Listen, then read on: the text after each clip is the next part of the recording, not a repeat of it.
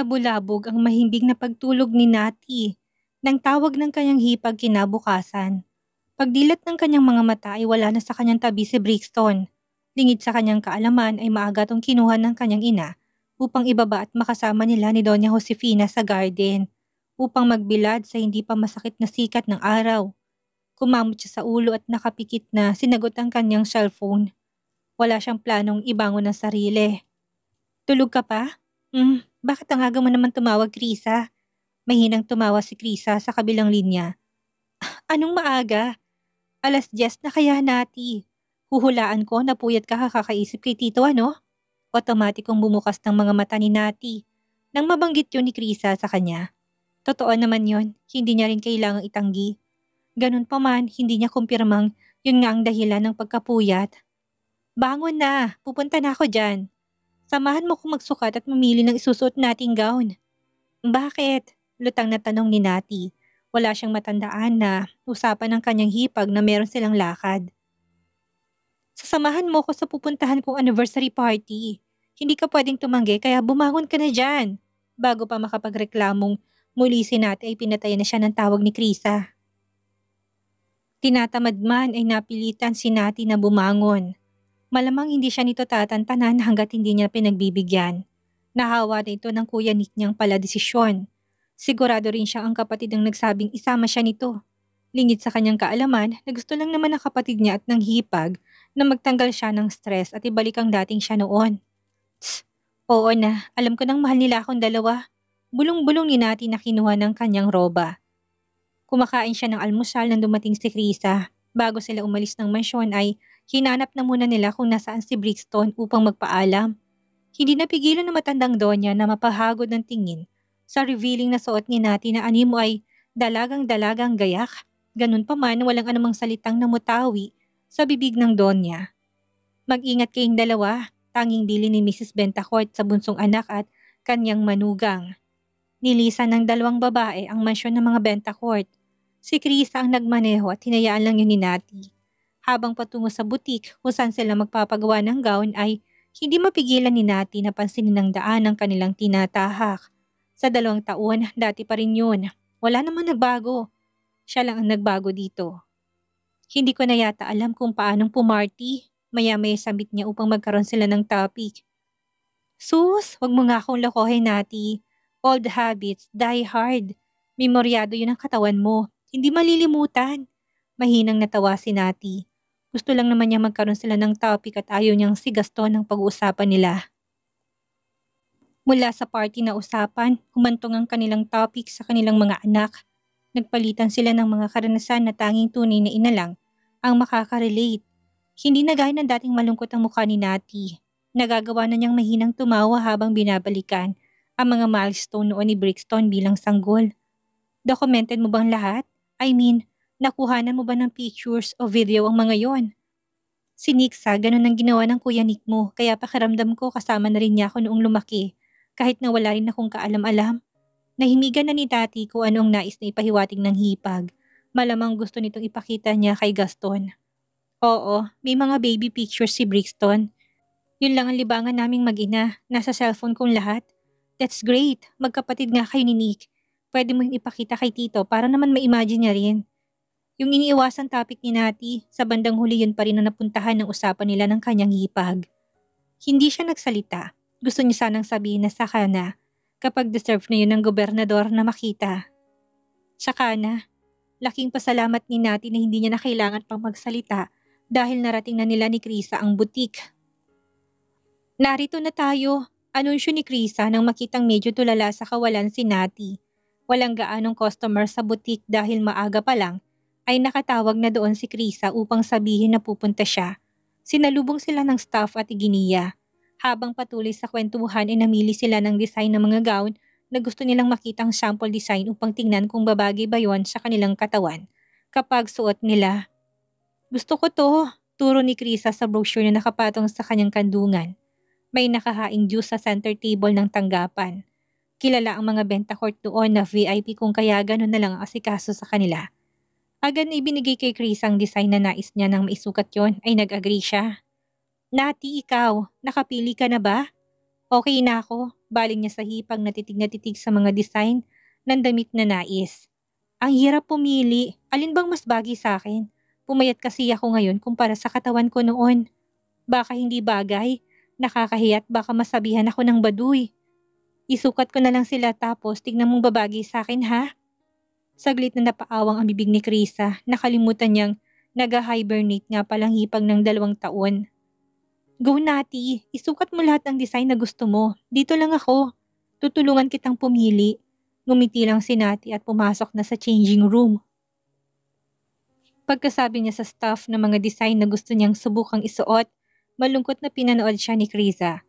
Naglaho ng malakas na spirit at aura ng hipag niya. Kung dati lang yun, tingin pa lang ay paligid ay paniguradong nakapili na ito agad at hindi na kailangang magtanong. Lingis sa kaalaman ni Nati na habang nagsusukat siya ay nilapitan ng manager ng butik si Krisa sa may sofa. Mrs. Bentacourt, pasensya na po kung maabala ko kayo. May isa rin po kasi kaming VIP client na nandito upang mamili rin ng damit. Kung hindi niyo po mamasamain, pwede ko po ba siyang papasukin na? Pasensya na po talaga, nakalimutan po ng isa namang staff natin. Nasabihan silang mamayang after lunch na pumunta ng butik. Dinig na dinig yun ni Nati pero hindi niya pinansin. Normal na may mangyaring ganun, lalo kapag hindi na-inform. Yeah, sure. Matatapos na rin naman kami. Pumipili pa lang ang hipag ko kung ilang design. Paulit-ulit na nagpasalamat ang manager. Samantala, nakailang ikot na si Nati sa harap ng salamin. Ang inuna niyang isuot ay yung mas matimbang sa kanyang natitipuhan. Sukat na sukat yon sa kanyang katawan. Habang nakatitig sa kanyang bulto, sa whole body na salamin, hindi niya mapigilang makaramdam ng lungkot na agad namang napalis nang maalala at lumitaw sa kanyang balintataw ang nakangiting mukha ng anak niyang si Brixton. Siya ang kapalit ng sakripisyo at mga nangyari sa iyo, Nati. Huwag ka nang malungkot. Kumbinsi niya sa sarili niya. Hinawakan na ni Nati ang pintuan ng fitting room nang matigilan siya sa narinig niyang sinabi ni Krisa sa labas. Alex, nakabalik ka na pala ng bansa. Alex, ang tarantadong ex-fiancé niya ay siyang naroroon? Sumilip si Nati sa malit na siwang ng pintuan upang siguraduhin na ang gagungang kausap ng kanyang hipag. Naalala niyang biglang magiging mukha ng kapatid na si Nick oras na makarating ditong pagkikita nila. Nakatitig ng mga mata nito sa hipag. Kamusta ka na, Krisa? Matagal ng panahon na nung huli tayo nagkita.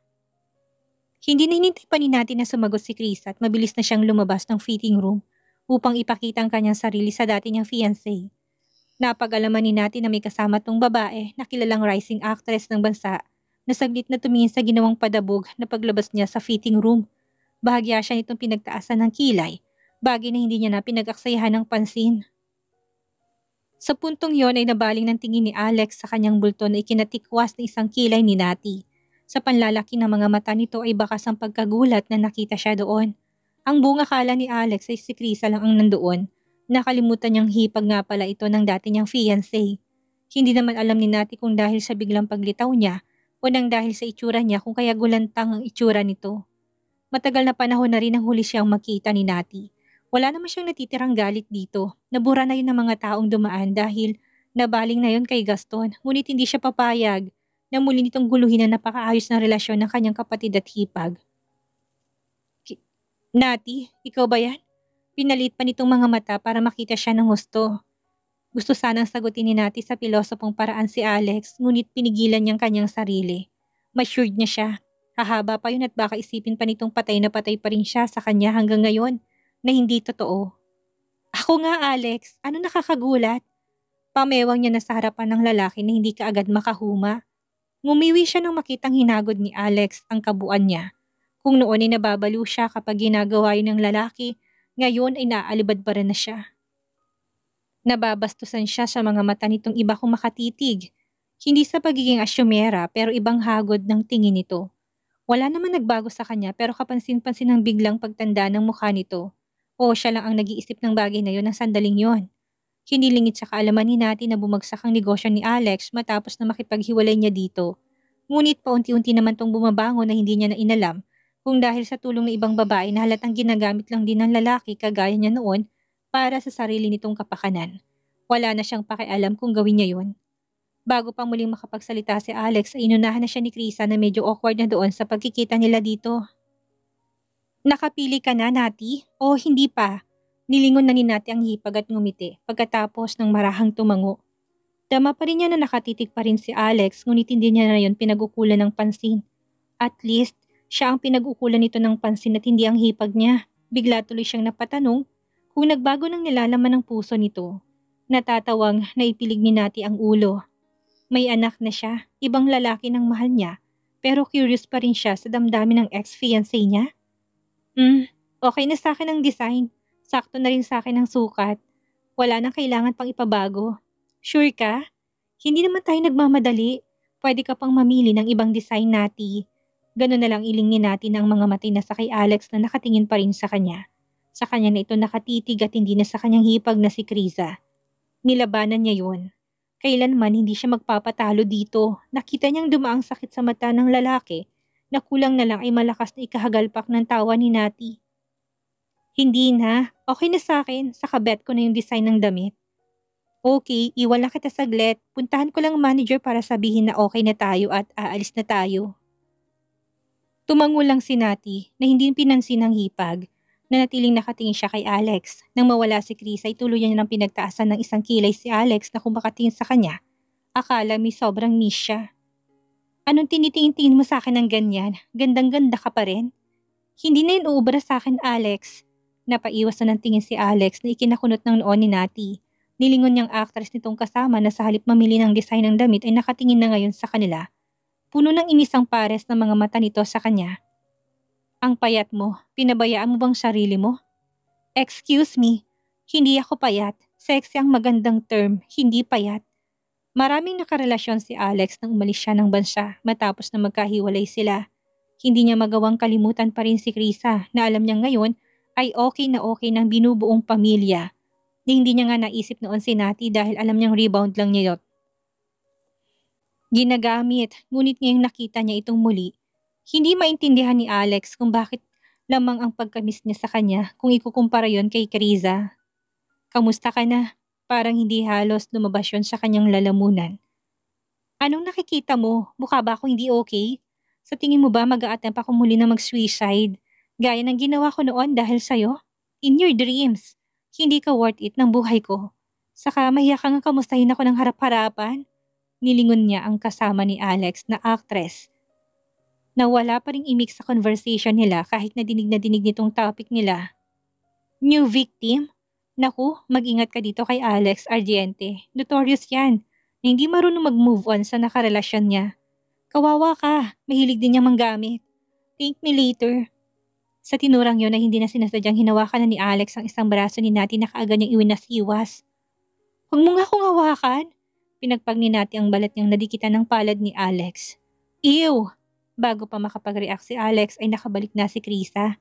Dinampot ni Nati ang purse niya at humawak na sa isang braso ni Krisa upang lumabas na ng butik. Inirapan pa ni Nati si Alex bago tuluyan ng makalabas. Hindi nakaligtas yun sa mga mata ni Krisa na lihim na lang na natawa. Naiwan nila si Alex sa loob.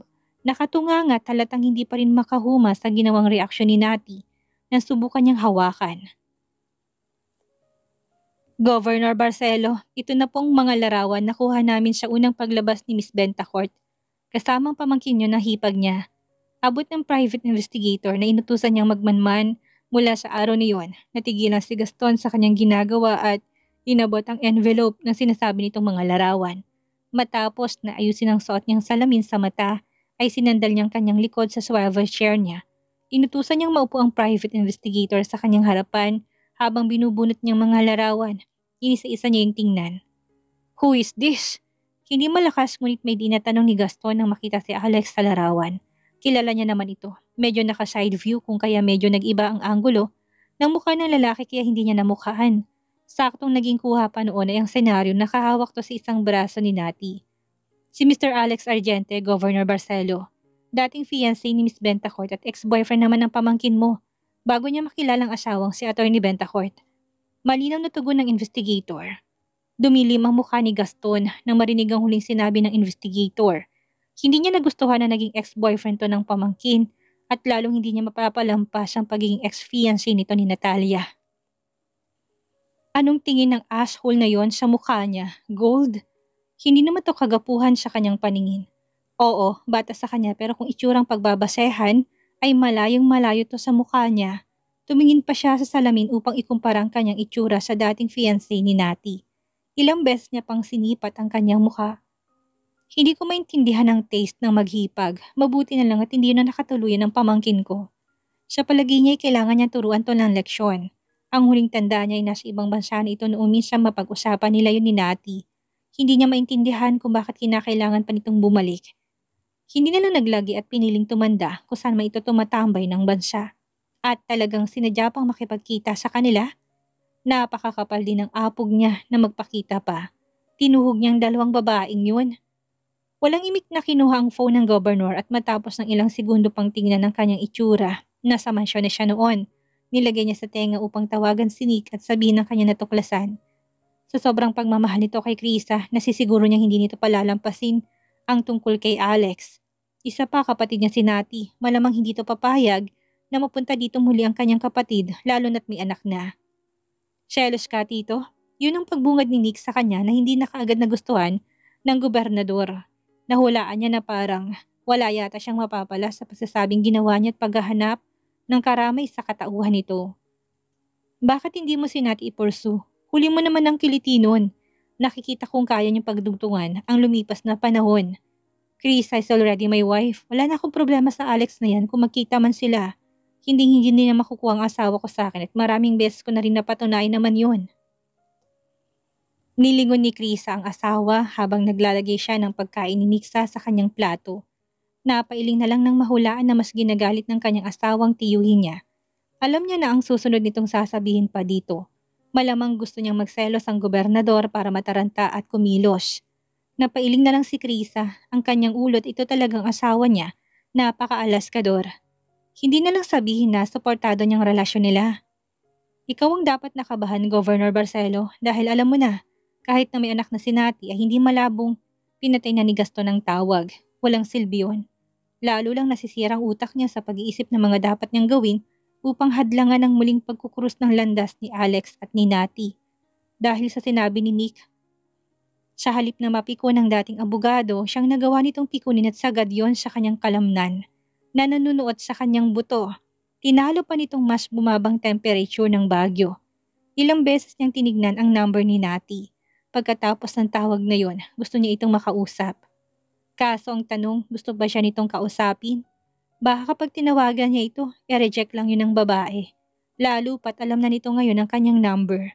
Nagawa niyang i-dial ang number ni Nati ngunit agad din naman niyang pinatay yun. Hindi pa man yun nagre-ring.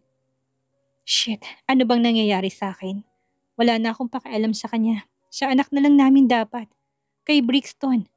Napahilot na siya sa kanyang magkabilang sentido si Gaston na para bang sinati isa sa stress niya. Hindi niya mahanapan ng solusyon at nilulugaw ang isipan niya sa pag-iisip niya dito. Oo na, mahal ko pa rin siya. Amin niya na para bang kapag hindi niya sinabi yon, ikakasira yun ng kanyang ulo. Gusto ko siyang makuhang muli. Muli niyang tinawagan si Nick pagkaraan ng ilang minuto. Nang makita naman yun ni Nick ay napangisi na ito. Halatang epektibo ang pangiinis niya sa tiyuhin ng kanyang asawa. Napag-alaman ni Gaston ng anniversary na pupuntahan ni Nati ang anniversary ng kumpanya ng asawa ng pamangkin niya kung kaya naman sila nagpasukat ang damit na isusuot. Gusto niyang pumunta pero syempre kailangan niya ng invitation para makapasok siya sa loob noon. Natatandaan niya na inalok na siya dati ni Nick noon pa. Tinanggihan niya lang dahil ang katwiran niya ay marami siyang trabaho na totoo naman. Wala rin siyang panahon na dumalo sa mga ganong event.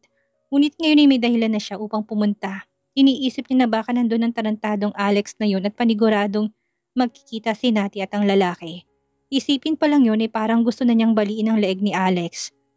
Sorry tito, ubos ng invitation at sakto ng bilang ng mga guest. Inalok na kita noon tinanggihan mo. Yan ang tinatawag na kapag may opportunity ka na huwag mo nang palampasin pa. Ikaw tuloy ang naubusan ngayon. Sayang naman. Hindi kita mapagbibigyan sa hiling mo unless may mag-back out. Sa ngayon, kompleto na sila. Ilang mura ang tahimik na pinakawalan ni Gaston. Nararamdaman niya na sinusubok lang ni Nick ang haba ng pasensya niya.